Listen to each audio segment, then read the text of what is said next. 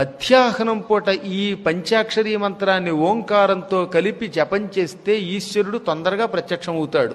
అది తెలిసినవాడు కాబట్టే అర్జునుడు ఇంద్రకీల పర్వతం మీద పాశుపతాస్త్రం కోసం తపస్సు చేసినప్పుడు ఈ ప్రాసాద పంచాక్షరీ మంత్రం చేశాడు మధ్యాహ్నం పూట అని చెప్పారు. ఆ మంత్రాన్ని మధ్యాహ్నం పూట ఈశ్వరలింగానికి ఎదురుగుండా కూర్చుని ఈశ్వరుణ్ణి అభిషేకించి కళ్ళు తెరవకుండా జపించాడు. ఆ జపానికే మెచ్చుకుని మధ్యాహ్నం పూట చేసినటువంటి ఆ మంత్రానికి మెచ్చుకుని తొందరగా ప్రత్యక్షమయ్యాడు ఈశ్వరుడని ఉన్నది హరవిలాసంలో.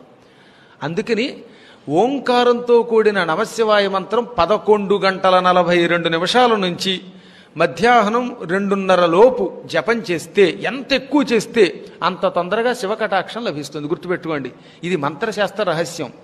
కొన్ని బయట పెట్టచ్చు, కొన్ని బయట పెట్టకూడదు. అందులో బయట పెట్టచ్చు అన్నారు కాబట్టి దీన్ని చెబుతున్నాం.